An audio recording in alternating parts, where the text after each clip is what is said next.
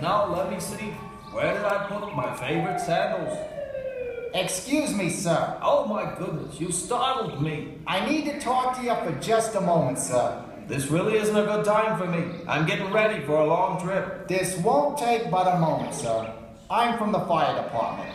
We've had reports of a forest fire in the area near here. So we're just asking the locals to move out for a while. Go visit some relatives or something. You know, get out of the way so we can do our job. You understand, don't you, sir? A forest fire? But we're in the middle of the desert. Well, okay, it's not a forest fire. It's just a burning bush. But to us in the desert, it's a forest fire. When you don't have that much vegetation to start with, you kind of want to protect what you got. Don't you think so? I suppose.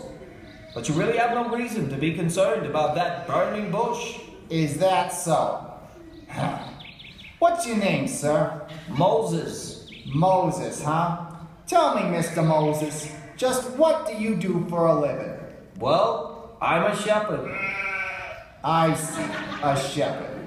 And I suppose you feel that your experience in the area of sheep herding somehow gives you some sort of special knowledge about fire safety that a trained fire protection professional like myself couldn't possibly know. That's not what I meant. Look, buddy, I come from a long line of firefighters. My father was a firefighter, and so was his father, and so All was... I was trying to say is that I've seen this burning bush.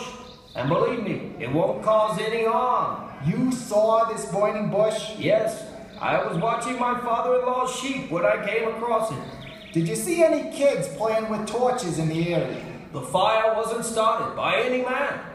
I wouldn't rule out arson so quickly if I were you, Moses. The fire was fire from heaven. Fire from heaven? Are you talking a Sodom and Gomorrah type of thing here? No, nothing like that. The bush was on fire, but it didn't burn up. Somehow, God was in the flames of that burning bush, and He spoke to me. The bush spoke to you? Not the bush, it was God. He called me by name and told me to take off my shoes because I was standing on holy ground. Slow down, sir. I'm still trying to figure out that part about the bush talking to you. The Lord told me that He had heard the cries of His people held captive in Egypt, and that the time had come for them to be freed. He said that I would be the one to lead them out of Egypt. You? I didn't believe Him at first either. I never considered myself to be a very good speaker. I didn't know how I would be able to convince the Pharaoh to release God's people. To be honest with you, I'm still a little unsure about it. But God showed me how He could help me to do amazing miracles to try and convince the Pharaoh to listen. What sort of miracles? Well, God told me to put my staff on the ground, and when I did, it changed into a snake. Then when I picked up the snake, it turned back into my staff. Sounds like too much smoke inhalation to me, sir.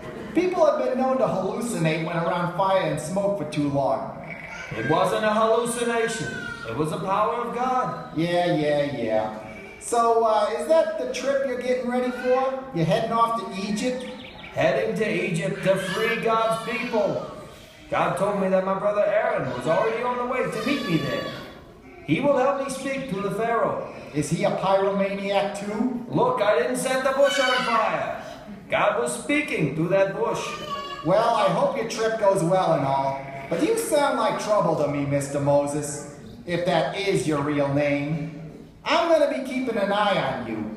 I mean, you shouldn't just go around talking to burning bushes. Didn't anyone ever tell you not to play with fire? What can I say? When God talks, I listen. All right, go and get ready for your trip. But I don't want to catch you someday out in the middle of the desert with a big pillar of fire or something like that. Got it? You never know what might happen.